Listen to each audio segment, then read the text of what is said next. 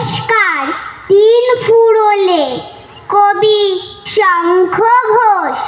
সূর্যি নাকি সত্যি নিজের ইচ্ছেই ডুব দিয়েছে। সন্ধে হলো দুধ চাই।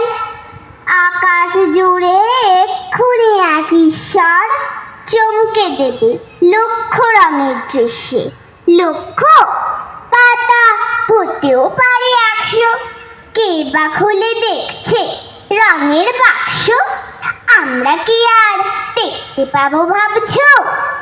পাম্মাইরা যাবেই তবে মুচ্ছ। পাখি সাই যেমন ধানের গুচ্ছে আধার ফেলে ঘরের দিকে উঠছে, তেমনি এবার ফিরতে হবে সত্যি নিজের মন খারাপের করতে।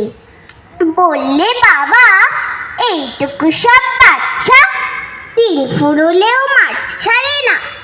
আচ্ছা, মা বলবে ঠ্যাং দুটোকে কুচ্ছি, এক গঙ্গা জল দিয়ে তাই ধুচ্ছি। নমস্কার।